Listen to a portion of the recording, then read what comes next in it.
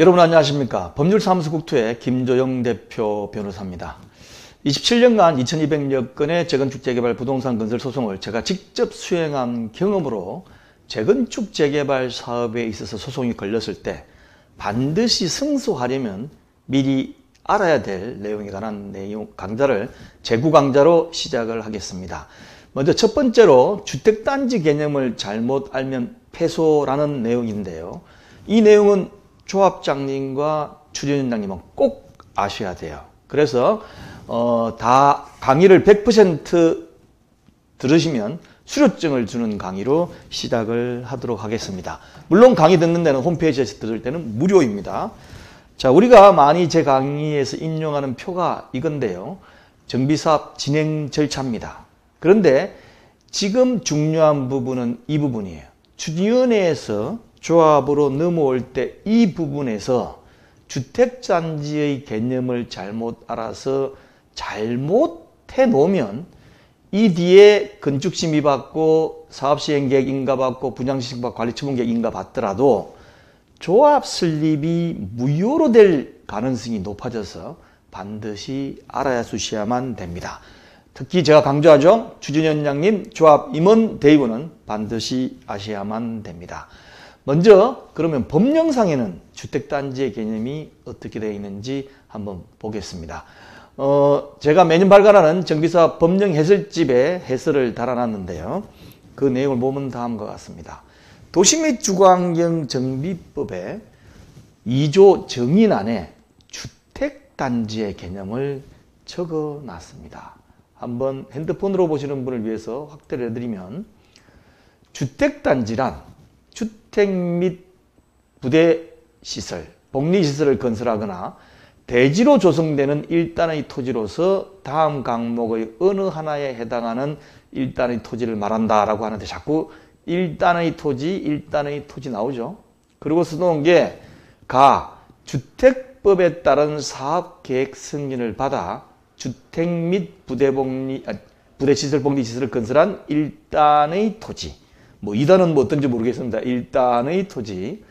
그 다음 두 번째, 가목에 따른 일단의 토지 중 국토의 계획 및 이용에 관한 법률에 따른 도로나 그 밖에 이와 유사한 시설로 분리되어 따로 관리되고 있는 각각의 토지. 이것도 하나의 주택단지라는 거죠. 그 다음에 세 번째, 가목에 따른 일단의 토지 둘 이상이 공동으로 관리되고 있는 경우 그 전체의 토지 이렇게 되어 있죠. 전체의 토지. 그러면 그 다음은 뭐냐 보겠습니다. 67조에 따라 분할된 토지 또는 분할되어 나가는 토지 그리고 건축법에 따라 건축허가를 받아 아파트 또는 연립주택을 건설한 일단의 토지라고 되어 있는데 이 각각의 내용이 무엇인지에 대해서는 제가 해설을 해놨습니다. 근데 이 일단의 토지라는 게 뭐냐? 일단의 토지. 돌이키면, 그러니까 일단의 토지가 있으면 일단의 하나, 먼저 첫 번째부터 보겠습니다. 주택법에 따라 사업계획 승인을 받아가지고 한 일단의 토지. 그러니까, 주택 건설업자나 누가 정부에서 해가지고 주택법에 따라서 하나의 주택단지를 만들어가지고 건설을 하면 그 안에 것이 일단의 토지로서 한 개의 주택단지가 됩니다.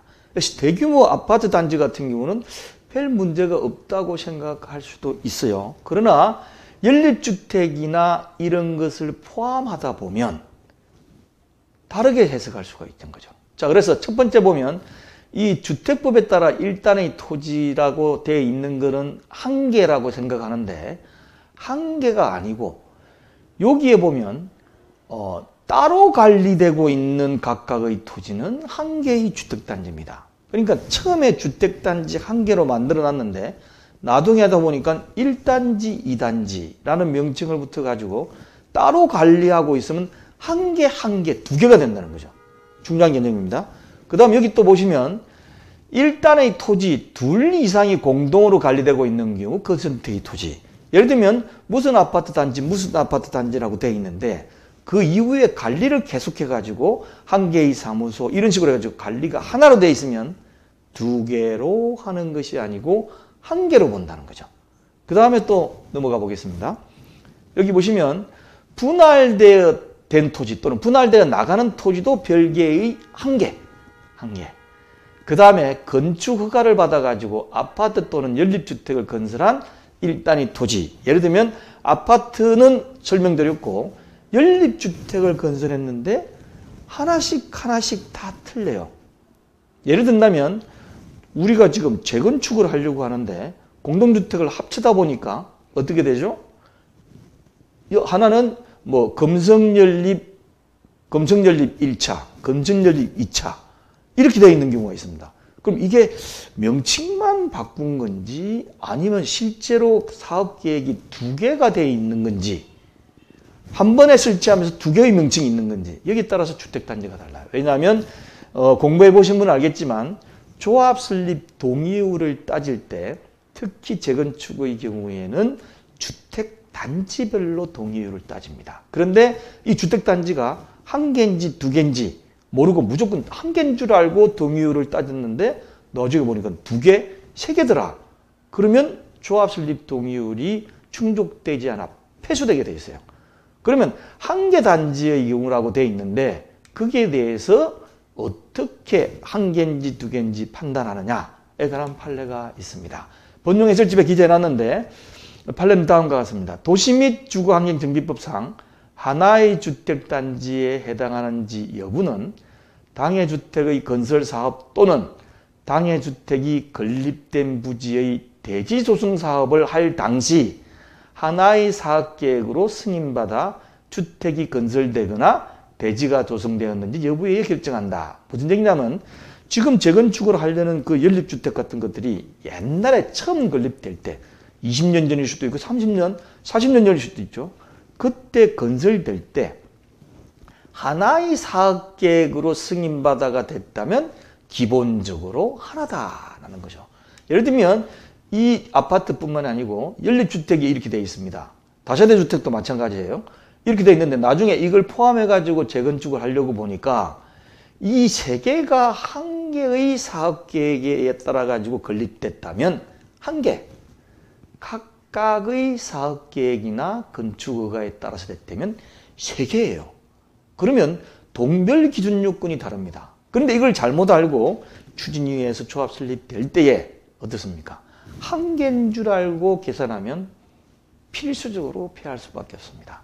그래서 반드시 추진위원장님 아니면 지금 조합장님 한번 뒤집어 보셔가지고 우리 조합은 문제가 없는지 아니면 앞으로 설립할 조합의 경우에 동의를 충족했는지 정비사업 전문관리업자의 전문가지만 그 말만 믿지 말고 직접 챙겨보셔야 됩니다.